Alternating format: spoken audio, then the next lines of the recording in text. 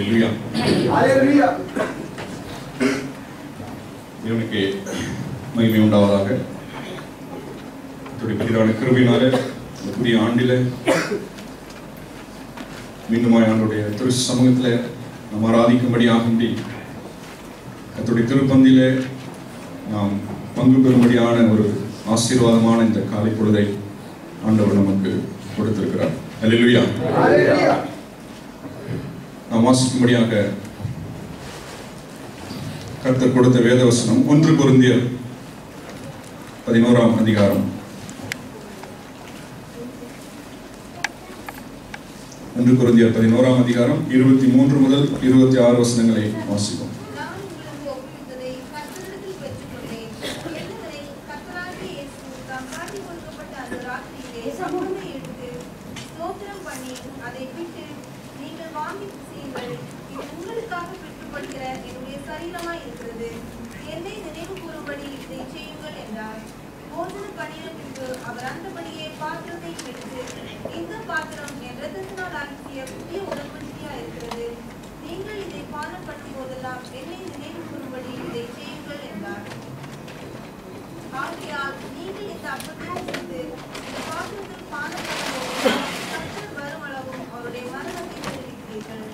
ஆமென்.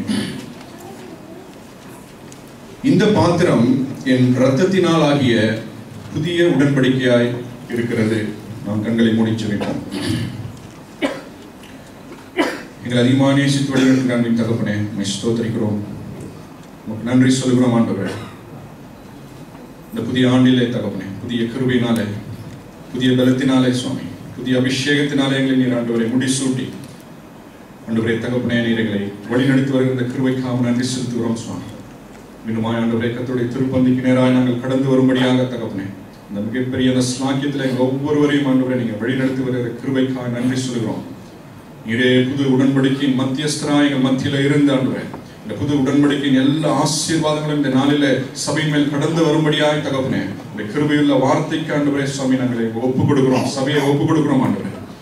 நீரே ஆண்டவரே தகப்பனே பேசும்படியாக செபிக்கிறான். என்னை மூடி மறைத்துக் கொள்வீராக தகப்பனே. துதி கனம் மகிமை எல்லாம் உமக்கே நாங்கள் ஏறெடுக்கிறோம். இயேசு மூலம் செபிக்கிறோம் நல்ல பிதாவே. ஆமென். ஆமென். நாம் வாசித்த இந்த வேத பகுதி நாம் பலமுறை வாசிக்கிற வேத பகுதி, பலமுறை நாம் தியானித்த ஒரு வேத பகுதியாக இருக்கிறது. இன்றைக்கு நாம் கர்த்தருடைய திருப்பந்தியிலே கலந்து கொள்கிறதுனால இந்த திருப்பந்தியில் இருக்கிற ஆசீர்வாதங்களை மீண்டுமாய் ஒரு முறை இந்த புதிய ஆண்டுக்குள் நாம் பிரவேசிப்பதற்கு முன்பாக நாம் இதை குறித்து நாம் தியானித்து நாம் கடந்து செல்வது அது ஏற்றதாக இருக்கும் என்று சொல்லி நான் யோசிக்கிறேன். கர்த்தராகிய இயேசு தான் காட்டி கொடுக்கப்பட்ட அன்று ராத்திரியில தம்முடைய சீஷரோடு கூட அவர் அனுசரித்த கடைசி ராபோஜனம் தான் இருக்கு. தி லாஸ்ட் சப்பர் என்று சொல்லி நாம் சொல்கிறோம் ஆங்கிலத்தில். தான் காட்டி கொடுக்கப்பட்ட அன்று ராத்திரியில நாம் மரிக்க போவதற்கு முன்பாக, இந்த உலகத்தை விட்டு கடந்து போவதற்கு முன்பாக ஆண்டவர் தம்முடைய சீஷர்களோடு கூட அனுசரித்த கடைசி ராபோஜனம் என்று சொல்லி நாம் பார்க்கிறோம். ஆண்டவர் அந்த நேரத்தில் ஆண்டவர் சொல்கிறார் சீஷர்களை பார்த்து, நான் என் பிதாவின் ராஜ்யத்திற்கு சென்று அங்கே நான் போஜனம் பண்ணுகிற வரைக்கும் இந்த நவமான ரசத்தை நான் மீண்டுமாய் ருசி பார்ப்பதில்லை என்று சொல்லி நான் உங்களுக்கு சொல்லுகிறேன் என்று சொன்னார். மத்தேயு 26ஆம் அதிகாரம் 29ஆம் வசனத்தை வாசிப்போம்.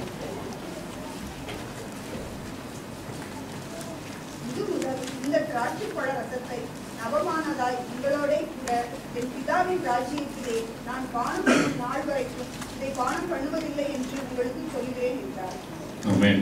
ஆண்டவர் சொல்லுகிற காரியம் என்னன்னு சொன்னா, இந்த திராட்சை ரசத்தை நான் உங்கள் அனைவரோடும் கூட மீண்டுமாய் ஒரு முறை, நீங்கள் எல்லாரும் பரலோக ராஜ்யத்துக்கு வரும் பொழுது, நான் பரலோக ராஜ்யத்துக்கு போகும் பொழுது, நீங்கள் எல்லாரும் அந்த பரலோக ராஜ்யத்துக்கு வரும் பொழுது நான் அந்த நவமான திராட்சை ரசத்தை பானம் பண்ணும் வரைக்கும் இந்த திராட்சை ரசத்தை நான் மீண்டுமாய் பானம் பண்ண போகிறதில்லை என்று சொல்லி ஆண்டவர் சொன்னார். ஸோ பரலோக ராஜ்யத்தில் மீண்டுமாய் ஒரு முறை உங்களோடு எல்லாரோடு கூட நான் இந்த ஒரு திருப்பந்தியை நான் ஆசரிப்பேன் என்று சொல்லி ஆண்டவர் இங்கே சொல்கிறார்.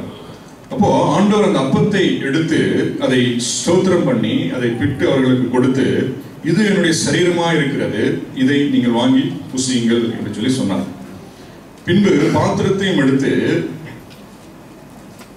இந்த பாத்திரம் என் புது உடன்படிக்கைக்குரிய என்னுடைய இரத்தமாக இருக்கிறது, என்னை நினைவு கூறும்படி இதை செய்யுங்கள் என்று சொல்லி சொன்னார்.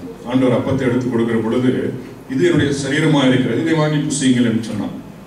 ஆனால் திராட்சை ரசத்தை எடுத்து சொல்லும் பொழுது ஒரு வார்த்தை ஆண்டவர் கூட சேர்த்து சொல்கிறார், இந்த பாத்திரம் என்னுடைய இரத்தத்தினால் ஆகிய புது உடன்படிக்கைக்குரிய என்னுடைய இரத்தமாக இருக்கிறது என்று சொல்லி ஆண்டவர் சொன்னார். அப்போ இந்த புது உடன்படிக்கைக்குரிய இரத்தம் என்று சொல்லி ஆண்டவராகிய இயேசு கிறிஸ்து அன்னைக்கு சொன்னார். இதில் பானம் பண்ணும் பொழுதெல்லாம் நீங்கள் என்னை நினைவு கூறுங்கள். என்னை நினைவு கூறுங்கள் என்று சொன்னால், நான் செய்ததை நினைவு கூறுங்கள், என்னுடைய புதிய உடன்படிக்கையை நீங்கள் நினைவு கூறுங்கள். எப்பொழுதெல்லாம் இதில் பானம் பண்ணுகிறீர்களோ, நான் உங்களோடு செய்த அந்த புதிய உடன்படிக்கையை நீங்கள் நினைவு கூறுங்கள் என்று சொல்லி ஆண்டவர் சொன்னார். அப்போ இந்த புதிய உடன்படிக்கையை நினைவு கூறுங்கள், என்னை நினைவு கூறுங்கள் என்று சொன்னால், முதலாவது இந்த புதிய உடன்படிக்கை என்றால் என்ன, இதுக்கு பின்பாக இருக்கிற சத்தியம் என்ன என்று சொல்லி நாம் தெரிந்து கொள்ள வேண்டும். அப்போ இந்த புது உடன்படிக்கையின் சத்தியத்தை அறிந்து, இந்த பந்திக்கு பின்பாக என்ன சத்தியம் இருக்கிறது என்பதை அறிந்து நாம் இதை புசித்தால் தான் இதில் இருக்கிற ஆசீர்வாதங்கள் நமக்கு வரும். இல்லாவிட்டால் இது வெறும் ஒரு அப்பமும் வெறும் ஒரு திராட்சை ரசம் மாத்திரமே. இதற்கு பின்பாக இருக்கிற சத்தியத்தை உணராமல் அறியாமல் நாம் இதில் பங்கு கொள்வோமானால் இதில் நமக்கு ஆசீர்வாதங்கள், இதில் பிரயோஜனம் இல்லை. இந்த அப்பமும் இந்த திராட்சை ரசமும் நம்மை விடுதலையாக்க போவதில்லை, இதற்கு பின்பாக இருக்கிற சத்தியமே நம்மை விடுதலையாக்கும். ஆண்டவராகிய இயேசு கிறிஸ்து சொன்னார், சத்தியத்தையும் நீங்கள் அறிவீர்கள், சத்தியம் உங்களை விடுதலையாக்கும். இந்த பந்திக்கு பின்பாக இருக்கிற சத்தியம் தான் நம்மை விடுதலையாக்குமே தவிர, இந்த பந்தி நம்ம எவ்வளவு வாட்டி எடுத்தாலும் சத்தியம் அறியாமல் நாம் இதில் பங்கு கொள்வோமானால் இதில் ஆசீர்வாதம் இல்லை. ஆகவேதான் நாம் சிறு பிள்ளைகளுக்கு நாம் இந்த பந்தியை நாம் கொடுக்கறதில்லை.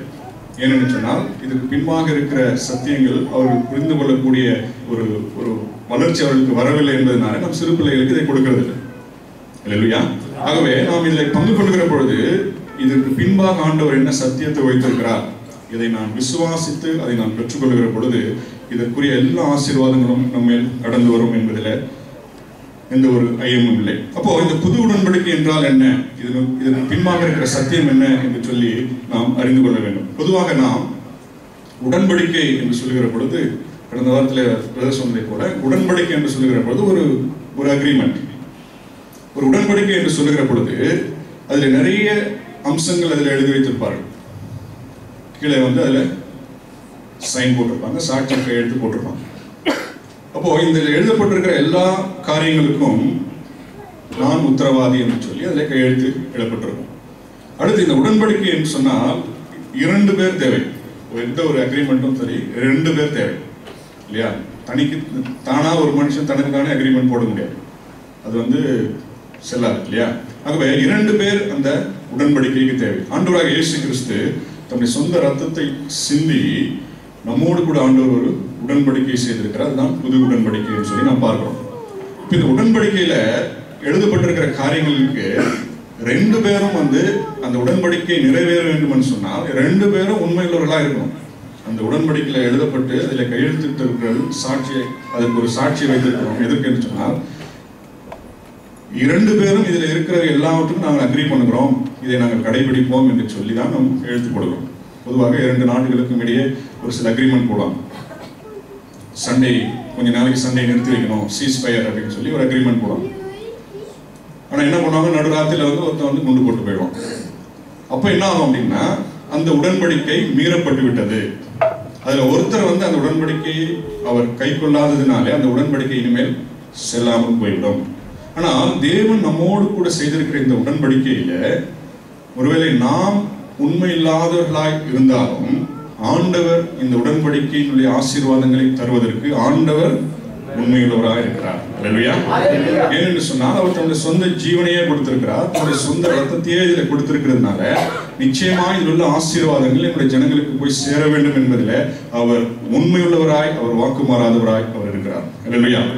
அப்போ புது உடன்படிக்கை என்று சொன்னால பழைய உடன்படிக்கை இருக்கிறது என்று அர்த்தம் இல்லையா? ஏற்கனவே பழைய உடன்படிக்கைகள் இருந்திருக்கிறது என்று சொல்லி அர்த்தம். நான் வேதத்திலே பழைய ஏற்பாட்டில் வாசிக்கிற பொழுது அநேக இடங்களிலே தேவன் மனிதனோடு உடன்படிக்கை செய்திருக்கிறார், மனிதர்களோடு உடன்படிக்கை செய்திருக்கிறார்கள். அப்போ இந்த உடன்படிக்கை என்ற வார்த்தை முதலாக வேதத்தில் எங்கே வருகிறது என்று சொல்லி நான் பார்க்கும் பொழுது ஆதியாகமம் 9ஆம் அதிகாரம் 11ஆம் வசனத்தில் வருகிறது. நாம் இதை வசனங்களை படிப்பதற்கு நமக்கு நேரமில்லை. முதலாவது ஆண்டவர் செய்த உடன்படிக்கை. இந்த உடன்படிக்கை என்ற வார்த்தை வேதத்தில் முதலாக எங்கே வருகிறது பார்த்தா, ஆண்டவர் நோவாவின் நாட்களிலே ஜலப்பிரளயத்தை கொண்டு எல்லாவற்றையும் அழித்த பிறகு ஆண்டவர் சொன்னார், இனிமேல் நான் ஜலப்பிரளயத்தை கொண்டு வந்து இந்த தேசங்களில் உலகத்தை நான் அழிக்கப் போவதில்லை அப்படின்னு சொல்லி ஒரு உடன்படிக்கை செய்தார். அந்த உடன்படிக்கை சாட்சியாக ஒரு வான வில்லை, நான் என்னுடைய வில்லை நான் வானத்திலே வைக்கிறேன். அதுதான் அடையாளம். எந்த ஒரு உடன்படிக்கைக்குமே ஒரு அடையாளம் இருக்கு. இதுதான் அடையாளம், இதுதான் சாட்சி என்று சொல்லி ஒரு அடையாளம். அடுத்து இரண்டாவதாக ஆதியாகமம் 17ஆம் அதிகாரம் 21ஆம் வசனத்துல ஆண்டவர் ஆபிரகாமோடு கூட ஆண்டவர் ஒரு உடன்படிக்கை செய்கிறார். அந்த உடன்படிக்கைக்கு என்ன அடையாளம் என்று சொன்னால், விருத்த சேதனம் என்னும் அடையாளத்தை கொடுத்து ஆபிரகாமோடு ஆண்டவர் ஒரு உடன்படிக்கை செய்கிறார். அதன் பிறகு மனிதர்களோடு செய்கிற உடன்படிக்கை, யாக்கோபும் தன்னுடைய மாமனாகிய லாபானும் ஒரு உடன்படிக்கை செய்கிறார்கள். ஆதியாகமம் 31ஆம் அதிகாரத்திலே நாம் அதை வாசிக்கிறோம். அவர் இருவருக்கும் பிரச்சனை வருகிற பொழுது இரண்டு பேரும் சேர்ந்து, சரி நாம் சண்டை போட்டுக் கொள்ளக்கூடாது, நான் உன்னுடைய மருமகன், நீங்க என்னுடைய மாமனார், ஆகவே நமக்குள்ளார பிரிவினை வேண்டாம், சண்டை வேண்டாம், நாம் ஒரு உடன்படிக்கை செய்வோம். நீங்க எனக்கு எந்த தீங்கும் செய்யக்கூடாது, நான் உங்களுக்கு எந்த தீங்கும் செய்யக்கூடாது. இதற்கு இந்த கற்குவியலே சாட்சி என்று சொல்லி ஒரு பெரிய கற்குவியலை சாட்சியாக வைத்து அன்றைக்கு அவர்கள் ஒரு உடன்படிக்கை செய்தார்கள் சொல்லி நாம் பார்ப்போம். அதன் பிறகு யாத்திராகமம் 19ஆம் அதிகாரத்தில் பிதாவாகிய தேவன் மோசேயின் மூலமாக இஸ்ரவேல் ஜனங்களோடு செய்த உடன்படிக்கை, கற்பனைகளை கொடுத்து கட்டளைகளை கொடுத்து ஒரு பலகையில எழுதி ஆண்டவர் கொடுத்த அந்த உடன்படிக்கை சொல்லி நாம் பார்க்கிறோம். இப்போ இந்த பழைய உடன்படிக்கைகள் எல்லாமே குறைவுள்ளதாக காணப்பட்டதுனால ஆண்டவராக இயேசு கிறிஸ்து என்ன செய்தார், ஒரு புது உடன்படிக்கை நான் என் ஜனங்களோடு கூட நான் ஏற்படுத்த வேண்டும் என்று சொல்லி ஆண்டவர் இந்த புது உடன்படிக்கை தன்னுடைய குமாரனாக இயேசு கிறிஸ்துவின் ரத்தத்தின் கொடுத்து ஆண்டவர் ஒரு புது உடன்படிக்கையை ஆண்டவர் ஏற்படுத்தியிருக்கிறார் சொல்லி நாம் பார்ப்போம். அப்போ இந்த பழைய உடன்படிக்கையினுடைய காரியம் என்னன்னு சொல்லி பார்த்தீங்கன்னா, அது ஆரம்பிக்கும் போது எப்படி ஆரம்பிக்கிறதுன்னு சொன்னா, நீங்க நான் கொடுக்கிற இந்த கட்டளைகள் எல்லாம் கடைபிடித்தீர்களானால் நீங்கள் பிழைப்பீர்கள், இல்லை என்றால் சாவீர்கள். ஆரம்பிக்கும் போதே அது சாவதான் ஆரம்பிக்கும். சீனாய் மலையில அந்த கட்டளை கொடுத்த பொழுது அன்றைய தினத்துல 3000 பேர் செத்து போனார்கள். இல்லையா? 3000 பேர் அன்றைக்கு மரித்து போனார். இதுதான் பழைய உடன்படிக்கையினுடைய சரித்திரம் நாம் பார்க்கிறோம் வேதத்துல. உபாகமம் 28ஆம் அதிகாரத்துல அநேக ஆசீர்வாதங்கள் இருக்கிறது, அநேக சாபங்கள் இருக்கு. இதெல்லாம் பழைய உடன்படிக்கையினுடைய காரியங்கள். உபாகமம் 28ஆம் அதிகாரத்துல பாத்தீங்கன்னா முதல்ல எடுத்த உடனே ஆசீர்வாதங்கள், நிறைய ஆசீர்வாதங்கள் வரும். நிறைய நம்ம புது வருஷத்து வாக்குத்தத்தங்கள்லாம் உபாகமம் 28ல இருந்து நிறைய நாம் கேட்டிருக்கோம். இந்த உபாகமம் 28ல முதலாவது ஆசீர்வாதங்கள் வரும். நான் சொல்லுகிறவர்கள் எல்லாம் நீங்கள் கடைபிடித்தீர்களானால் உங்களுக்கு நான் சொல்லி இந்த ஆசீர்வாதங்கள் எல்லாம் உங்கள் மேல் வந்து பலிக்கும். நீங்கள் கீழ்ப்படியாமல் போவீர்களானால் இதற்கு பின்பாக நான் சொல்லுகிற எல்லா சாபங்களும் உங்கள் மேல் வந்து பலிக்கும். இதுல வாசிக்கும் பொழுது இந்த உபாகமம் 28ஆம் அதிகாரத்துல ஆசீர்வாதங்களை காட்டிலும் சாபங்கள் அதிகமாக இங்கே எழுதப்பட்டிருக்கும். இல்லையா? நீ காலையில உட்கார்ந்து எத்தனை ஆசீர்வாதங்கள் இருக்குது, எத்தனை சாபங்கள் எழுதப்பட்டிருக்கிறது என்று சொல்லி கணக்கு போட்டா 22 ஆசீர்வாதங்கள் எழுதப்பட்டிருக்கிறது. என்னுடைய கணக்கு பிரகாரம் மேபி 1-2 மிஸ் ஆயிருக்கும், கொஞ்சம் கணக்குல வீக். சாபங்களை கணக்கு போட்டு பார்த்தா 88 சாபங்கள் இருக்கிறது. அப்போ இந்த பழைய உடன்படிக்கையில பாத்தீங்கன்னா ஆசீர்வாதங்கள் எவ்வளவு இருக்கிறதோ அதை காட்டிலும் 4 மடங்கு சாபங்கள் அங்கே எழுதப்பட்டிருக்கிறது. இல்லையா? ஆண்டவர் பார்த்தா ஜனங்களுக்கு நானே சாபத்தை எழுதி கொடுக்க வேண்டுமா?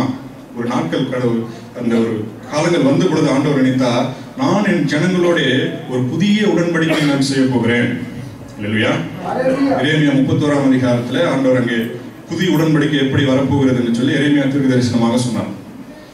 அப்போ இன்றைக்கு புது உடன்படிக்கையில் இருக்கிற நமக்கு இங்க எழுதப்பட்டிருக்கிற சாபங்கள் எதுவுமே நமக்கு இல்லை. எல்லா சாபத்தையும் ஆண்டவராக இயேசு கிறிஸ்து தன்மேல் அவர் போட்டுக் கொண்டதுனால நமக்கு இந்த புது உடன்படிக்கையில வெறும் ஆசீர்வாதங்கள் மாத்திரமே. இல்லையா? கலாத்தியர் 3:13 நாம் வாசிப்போம்.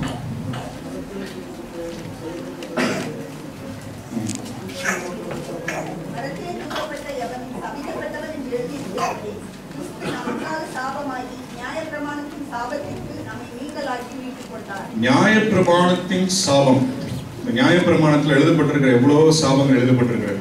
அது சாபங்களை நம்ம படிச்சு பார்த்தீங்கன்னா நிறைய வியாதிகள்லாம் அதில் போட்டிருக்கு. அதில் ஒரு வசனத்தை என்ன போட்டிருக்குன்னா, இந்த வசனத்துல இங்க வசனத்துல குறிப்பிடப்படாத நிறைய வியாதிகளும் வரும் அப்படின்னு போட்டிருக்கு. அப்போ இந்த நியாயப்பிரமாணத்துல என்னென்ன சாபங்கள்லாம் இருக்கிறதோ அந்த சாபங்களில் எல்லாம் நம்மை மீட்டுக் கொள்ளும்படியாக எல்லா சாபத்தையும் ஆண்டவராக இயேசு தம்மேல் போட்டுக் கொண்டதுனால நமக்கு இன்றைக்கு ஆண்டவர் புது உடன்படிக்கைக்குரிய ஆசீர்வாதங்கள் மாத்திரமே நமக்கு ஆண்டவர் வைத்திருக்கிறார். அல்லேலூயா. ஆபிரகாமின் ஆசீர்வாதங்களை நாம் பெற்றுக்கொள்ளும்படியாக ஆண்டவர் எல்லா சாபத்தையும் தம் குமாரனாக இயேசு கிறிஸ்து மேலே போட்டு தம்முடைய சொந்த ரத்தத்தை சிந்தி நம்மோடு கூட ஆண்டவர் ஒரு உடன்படிக்கை செய்திருக்கிறார் சொல்லி நாம் இங்கே பார்க்கிறோம். நாம் செய்த எல்லா பாவங்கள், நாம் செய்கிற பாவங்கள், நாம் செய்ய போகிற பாவங்கள் எல்லாவற்றுக்கும் ஆண்டவராக இயேசு கிறிஸ்துடைய திரு ரத்தம் அது போதுமானதாக இருக்கிறது என்று சொல்லி நாம் பார்க்கிறோம். நாம் எபிரேயர் 12:24 நாம் வாசிக்கிறோம். எபிரேயர் 12:24 வாசிக்கிறோம். புது உடன்படிக்கையின் மத்தியஸ்தராகிய இயேசுவின் ஆபேலினுடைய இரத்தம் பேசுவதை காட்டிலும் நன்மையானவைகளை பேசுகிற இரத்தமாய் கிடைக்கப்படும் இரத்தத்தினருக்கு வந்து சேர்ந்தீர்கள். ஆமென். ஆபேலின் இரத்தம் பேசினதை பார்க்கிலும் நன்மையானவைகளை பேசுகிற இரத்தத்தினிடத்திற்கும் புது உடன்படிக்கையின் மத்தியஸ்தரிடத்திற்கும் நீங்கள் வந்து சேர்ந்தீர்கள். தெளிக்கப்பட்ட ஆண்டவராக இயேசு கிறிஸ்துடைய ரத்தம் நமக்காக இன்றைக்கு பேசிக் கொண்டிருக்கிறது. இந்த புது உடன்படிக்கையினுடைய மத்தியஸ்தராக இருக்கிற ஆண்டவராக இயேசு கிறிஸ்துவும் நமக்காக பிதாவினிடத்துல பரிந்து பேசிக் கொண்டிருக்கிறார் என்று சொல்லி நாம் பார்ப்போம். ஆகவே எந்த ஒரு மனிதனோ எந்த ஒரு சத்துருவனுடைய கிரியைகளோ நம்மை குற்றப்படுத்துவதற்கு எந்த ஒரு வாய்ப்புமே இல்லை. அந்த குற்றச்சாட்டுகள் எல்லாம் வருகிற பொழுது கரையில இருந்து இந்த தெளிக்கப்பட்ட ஆண்டவருடைய இயேசுவின் ரத்தம் என்ன சொல்லும்னா, இந்த குற்றத்தை நான் ஏற்கனவே சுமந்து விட்டேன், இதற்கான பரிகாரத்தை நான் ஏற்கனவே செலுத்தி விட்டேன் என்று சொல்லி ரத்தம் கீழே இருந்து பேசுமா. அது பத்தலைன்னா புது உடன்படிக்கை மத்தியஸ்தரங்க உட்கார்ந்துருப்பார். அவர் சொல்றார், நான் என்னுடைய ரத்தத்தை நான் சிந்தினேன். இல்லையா? இவனுக்கு நியாய தீர்ப்பு இல்லை, இவனுக்கு அக்கினி தீர்ப்பு இல்லை, இவனுக்கு எந்த ஒரு சாபமும் வெண்மையில் இல்லை, எல்லாவற்றையும் நான் எடுத்துக்கொண்டேன் என்று சொல்லி மத்தியஸ்தராக இருக்கிறார் இயேசு கிறிஸ்து நமக்காக பரிந்து பேசுகிறவராய் இருக்கிறார் என்று சொல்லி நான் பார்க்கிறோம். அப்போ இந்த புது உடன்படிக்கை என்று சொன்னால் இதில் இருக்கிற அம்சங்கள் என்ன, இதுல என்ன சாராம்சம் இருக்கிறது என்று சொல்லி நாம் பார்க்கும் பொழுது எபிரேயர் 8ஆம் அதிகாரம் 10 முதல் 12 வசனங்களை நாம் வாசிக்கிறோம்.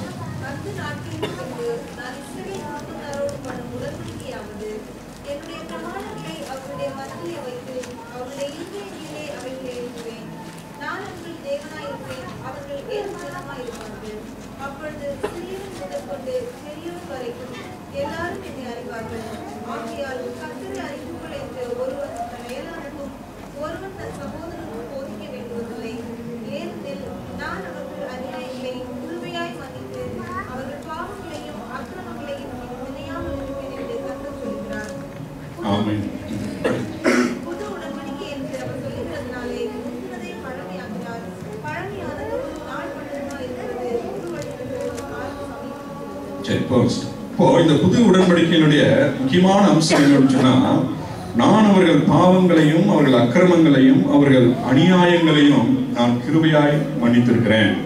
அப்ப இதனுடைய ஹைலைட் என்னன்னு சொன்னீங்கன்னா, பாவங்கள், அக்கிரமங்கள், அநியாயங்கள், நம்ம வேற என்னென்ன பேரெல்லாம் நம்முடைய நாம் செஞ்ச காரியத்திற்கு இன்னும் வேற என்னென்ன பேரெல்லாம் இருந்தாலும் அது வைத்தாலும் ஆண்டவர் சொல்லுகிறார், நான் அவர்களை அந்த பாவங்களையும் அவர்கள் அநியாயங்களையும் அந்த அக்கிரமங்களையும் இனி நினையாதிருப்பேன். இல்லையா? ஆண்டவர் நான் கிருபையாய் அவர்களை மன்னித்து விட்டேன், அதே வேளையில அதை மறந்தும் விட்டேன் என்று சொல்லி ஆண்டவர் சொல்கிறார். இல்லையா? He forgives and also he forgets.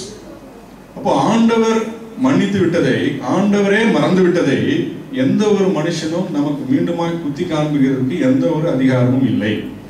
சத்ருவானும் நமக்கு விரோதமாக நம்மை குற்றப்படுத்துவதற்கும் எந்த ஒரு அதிகாரமும் இல்லை. அப்படி வருகிற குற்றச்சாட்டுகள் எல்லாவற்றையும் நாம் பொருட்படுத்த வேண்டிய அவசியம் இல்லை. இல்லையா? புது உடன்படிக்கையினுடைய ஹைலைட் என்னன்னு சொன்னா, I will remember their sins no more. இல்லையா? அவர்கள் அக்கிரமங்களை நான் இனி நினையாதிருப்பேன். எத்தனை அக்கிரமங்கள் இருந்தாலும் ஆண்டவர் அதை மன்னித்து விட்டார், ஆண்டவர் அதை மறந்து விட்டார் என்று சொல்லி நாம் இங்கே பார்க்கிறோம். அப்போ இந்த கர்த்தருடைய திருப்பந்தி நேராக நான் கடந்து வருகிற பொழுது இந்த புது உடன்படிக்கைக்கு இது அடையாளமாய் இருக்கிறது. கர்த்தருடைய சமூகத்திலே நாம் கடந்து வருகிற பொழுது இந்த திருப்பந்தியானது கர்த்தர் நம்மோடு கூட தன்னுடைய ரத்தத்தை சிந்தி அவர் செய்த அந்த புது உடன்படிக்கைக்கு இது ஒரு அடையாளமா இருக்கிறது என்று சொல்லி நம்ம எந்த ஒரு உடன்படிக்கைக்குமே ஒரு அடையாளம் ஆண்டவர் வைக்கிறாருன்னு சொல்லி நம்ம பார்ப்போம்.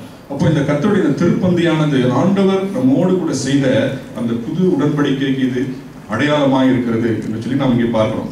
அப்போ இந்த புது உடன்படிக்கையில இந்த கர்த்தருடைய பந்தியில கடந்து கொள்வதற்கு எனக்கு என்ன தகுதி, எனக்கு எப்படி தகுதி வருகிறது என்று சொன்னால் ஆண்டவராகிய இயேசு கிறிஸ்து சிந்தின ரத்தத்தின் மூலமாகவே நமக்கு தகுதி உண்டாகிறது என்று சொல்லி நாம் பார்க்கிறோம். இப்போ இந்த புதிய ஆண்டில நமக்கு கொடுக்கப்பட்ட வாக்குத்தத்தம் ஞாபகம் இருக்கா?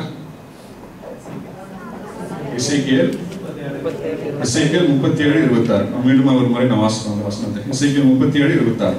நான் அவர்களோடு சமாதான உடன்படிக்கை செய்வேன், அது அவர்களுக்கு நித்திய உடன்படிக்கையா இருக்கும்.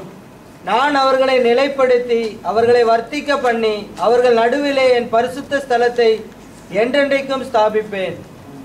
ஆமென்.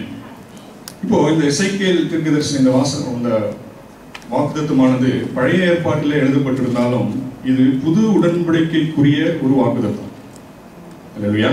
அது எப்படி சொன்னீங்கன்னா இதுக்கு முன்பாக இருக்கிற 2 வசனங்களை நாம் படிப்போம். 24, 25 வசனங்களை நாம் படிப்போம். என் தாசனாகிய தாவீது அவர்கள் ராஜாவாக இருப்பார். அவர்கள் எல்லோருக்கும் ஒரே மேய்ப்பர் இருப்பார். அப்பொழுது அவர்களின் நியாயங்களில் நடந்து என் கட்டளைகளை கைக்கொண்டு அவைகளின்படியே செய்து நான் என் தாசனாகிய யாக்கோபுக்கு கொடுத்ததும் உங்கள் பிதாக்கள் குடியிருந்ததுமான தேசத்திலே குடியிருப்பார்கள். அவர்களும் அவர்கள் பிள்ளைகளும் அவருடைய பிள்ளைகளின் பிள்ளைகளும் அதிலே என்றென்றைக்கும் குடியிருப்பார்கள். என் தாசனாகிய தாவீது என்பவர் என்றென்றைக்கும் அவர்களுக்கு அதிபதியாய் இருப்பார். ஆமென். இந்த 2 வசனத்துல என் தாசனாகிய தாவீது என்பவர் அப்படின்னு சொல்லி போட்டிருக்கு. என் தாசனாகிய தாவீது என்று போடவில்லை, என் தாசனாகிய தாவீது என்பவர். இப்போ அந்த எசேக்கியேல் வாழ்ந்த காலம் பார்த்தீங்கன்னா தாவீதுடைய காலங்கள்லாம் கடந்த பிறகு பல 100 வருஷங்களுக்கு அப்புறம் தான் எசேக்கியேல் வாழ்ந்தார். இப்போ இவர் சொல்லுகிறதெல்லாம் ஃபியூச்சர்ல சொல்றார். நான் உடன்படிக்கை ஏற்படுத்துவேன், நான் சமாதான உடன்படிக்கை ஏற்படுத்துவேன், என் தாசனாகிய தாவீது என்பவர் என்றென்றைக்கும் அரசாளுவார், என்றென்றைக்கும் அவருக்கு உங்கள் எல்லாருக்கும் அவர் அதிபதியாக இருப்பார். எல்லாமே ஃபியூச்சர்ல சொல்றார்.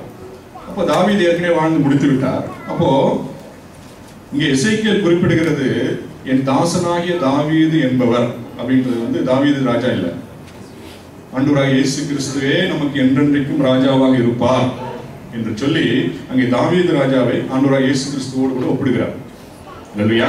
அப்போ இந்த புது உடன்படிக்கையில கொடுக்கப்பட போகிற அந்த ஆசீர்வாதங்களை தான் அங்கே எசேக்கியேல் 37:26 நாம் வாசிக்கிறோம். நான் உங்களை ஸ்திரப்படுத்தி உங்களை பெருக பண்ணி என்னுடைய பரிசுத்த ஸ்தலத்தை உங்களுக்குள்ளாக நான் ஸ்தாபிப்பேன். I will establish you, I will increase you, I will set my presence inside you. ஆண்டவருடைய பிரசன்னத்தை எந்த சூழ்நிலையிலும் எல்லா இடங்களிலும் என்றென்றைக்கும் எந்த இடத்திலும் நாம் அனுபவிக்கக்கூடிய அந்த புது உடன்படிக்கையின் ஆசீர்வாதம் என்று சொல்லி நாம் பார்க்கிறோம்.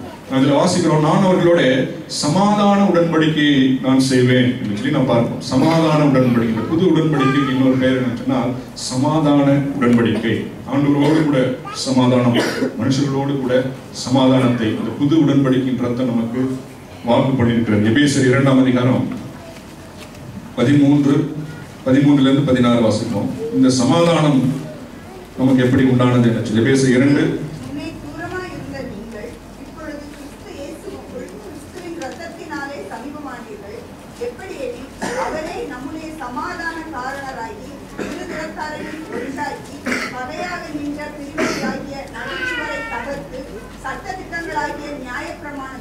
தம்முடைய மாம்சத்தினாலே ஒழித்து இருதிறத்தாரையும் தமக்குள்ளாக ஒரே புதிய மனுஷனாக சிருஷ்டித்து இப்படி சமாதானம் பண்ணி பகையை சிலுவையினால் கொன்று அதனாலே இருதிறத்தாரையும் ஒரே சரீரமாக தேவனுக்கு ஒப்புரவாக்கினார். ஆமென்.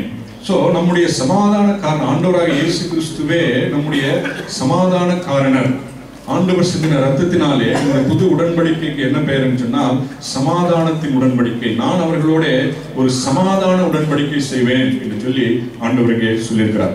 அப்போ நமக்கு எப்படி சமாதானம் எப்படி உண்டானது என்று சொல்லி ஏசாயா 53:5 நாம் வாசிக்கிறோம். நம்முடைய நீதிகள் நிமித்தம் அவர் காயப்பட்டு நம்முடைய அக்கிரமங்கள் நிமித்தம் அவர் நொறுக்கப்பட்டார். நமக்கு சமாதான வந்தது அவருடைய தழும்புகளால் குணமாகிறோம். ஆமென். நமக்கு சமாதானத்தை உண்டு பண்ணும் ஆக்கினை அவர் மேல் வந்தது, ஆண்டவராகிய இயேசு கிறிஸ்துவின் மேல் வந்தது. ஆகவே கர்த்தருடைய இந்த திருப்பந்தியில நாம் கலந்து கொள்கிற பொழுது அது எதற்கு அடையாளம் என்று சொன்னால், கர்த்தர் நம்மோடு கூட ஒரு சமாதான உடன்படிக்கை ஆண்டவர் செய்திருக்கிறார். ஆண்டவர் நம்ம மேல பகையாக இல்லை, ஆண்டவர் நம்ம மேல் கோபமாக இல்லை. நாம் செய்த பாவங்கள் ஒருவேளை, நாம் செய்த மீறுதல்கள் ஒருவேளை, இதனால இதுல வருவதற்கு நாம் பயம் தேவையில்லை, நாம் அதுல வருவதற்கு நாம் அச்சம் தேவையில்லை, தயக்கம் தேவையில்லை. ஏனென்றால் இது சமாதான உடன்படிக்கை. அல்லேலூயா. எல்லா சாபங்களையும் எல்லா அக்கிரமங்களையும் ஆண்டவர் கிருபையாய் மன்னித்ததுனால நாம் சமாதானத்தோடு கூட இந்த திருப்பந்தியில நாம் கலந்து கொள்ளலாம் என்று சொல்லி நாம் பார்க்கிறோம். சோ இந்த ஆண்டவராகிய இயேசு கிறிஸ்து கொடுத்த இந்த புது உடன்படிக்கைக்கு அடையாளமாய் இருக்கிற இந்த திருப்பந்தியில நாம் கலந்து கொள்கிற பொழுதெல்லாம் நமக்கு சமாதானம் இருக்கிறது, எனக்கு இயேசுவின் ரத்தத்தினாலே எனக்கு சமாதானம் உண்டாயிருக்கிறது என்று சொல்லி நாம் அறிக்கை செய்கிறோம். நாம் சொல்லாமல் நாம் அறிக்கை செய்கிறோம் என்று சொல்லி நாம் அர்த்தம். இப்போ இந்த 26ஆம் வசனத்தை நாம் வாசிப்போம். எசேக்கியேல் மீண்டுமாய் வாசிப்போம். நான் அவர்களோடு சமாதான உடன்படிக்கை செய்வேன், அது அவர்களுக்கு நித்திய உடன்படிக்கையாய் இருக்கும். நான் அவர்களை நிலைப்படுத்தி அவர்களை வர்த்திக்க பண்ணி அவர்கள் நடுவிலே என் பரிசுத்த ஸ்தலத்தை என்றென்றைக்கும் ஸ்தாபிப்பேன். ஆமென். இது சமாதான உடன்படிக்கை மாத்திரமல்ல, இது ஒரு நித்திய உடன்படிக்கை, என்றென்றைக்கும் நிலைத்திருக்கிற ஒரு நித்திய உடன்படிக்கை என்று சொல்லி ஆண்டவர் சொல்லியிருக்கார். எவர்லாஸ்டிங் கோவனன்ட் என்று சொல்லி இங்கே ஆண்டவர் சொல்கிறார். அப்போ இந்த உடன்படிக்கையானது இன்றைக்கு இருந்து நாளைக்கு காலாவதியாகி போகிற ஒரு உடன்படிக்கை அல்ல, இது நித்திய காலமா என்றென்றைக்கும் இது இருக்கும் என்று சொல்லி இந்த உடன்படிக்கை குறித்து நாம் வாசிக்கிறோம். 1 கொரிந்தியர் 11ஆம் அதிகாரம் 26ஆம் வசனத்தை நாம் வாசிப்போம். ஆகையால் நீங்கள் இந்த அப்பத்தை புசித்து இந்த பாத்திரத்தில் பானம் பண்ணும் போதெல்லாம் கர்த்தர் வருமளவும் அவருடைய மரணத்தை தெரிவிக்கிறீர்கள். ஆமென். கர்த்தர் வருமளவும், ஆண்டவராகிய இயேசு கிறிஸ்துவின் இரண்டாம் வருகை வருமளவும் இந்த உடன்படிக்கையானது அது நிலைத்திருக்கிறது. நாம் நித்தியத்திற்கு கடந்து போகிற வரைக்கும் இந்த உடன்படிக்கையானது என்றென்றைக்கும் நிலைத்திருக்கும் என்று சொல்லி இதை நாம் வாசிக்கிறோம். ஆகவே இந்த உடன்படிக்கையில் இருக்கிற காரியங்களை ஒருவேளை நாம் மறந்து போனாலும் ஆண்டவர் அதை நினைவு கூறுகிறவராய் இருக்கிற ஆண்டவர் அதை மறவாமல் அவர் அதை நினைவு கூறுகிற ஒரு நித்திய உடன்படிக்கையாய் இந்த கர்த்தருடைய திருப்பந்தி இருக்கிறது என்று சொல்லி நாம் அறிந்து கொள்ள வேண்டும். கர்த்தருடைய பந்திக்கு நேராக நாம் கடந்து வருகிற பொழுது ஆண்டவர் இதை நாம் நினைவு கூற சொல்கிறார். ஆண்டவர், என்னை நினைவு கூறுங்கள், என்னுடைய புது உடன்படிக்கை நீங்கள் நினைவு கூர்ந்து இதில் கலந்து கொள்ளுங்கள் என்று சொல்லி ஆண்டவர் சொல்கிறார். இப்போ நாம் ஏற்கனவே வாசித்தபடி ஆண்டவர் இந்த எசேக்கியேல் தீர்க்கதரிசன புத்தகத்திலே தாவீதை ஆண்டவராகிய இயேசு கிறிஸ்துவோடு கூட அவர் ஒப்பிட்டு அவர் பேசுகிறார். இப்போ தாவீது ராஜா வாழ்ந்த நாட்களிலே அவர் யோனத்தானோடு கூட அவர் ஒரு உடன்படிக்கை செய்தார் என்று சொல்லி நாம் பார்க்கிறோம். தாவீதும் யோனத்தானும் ஒரு உடன்படிக்கை செய்து கொண்டார்கள். 1 சாமுவேல் 18ஆம் அதிகாரம் 3ஆம் வசனத்திலே வாசிக்கிறோம்.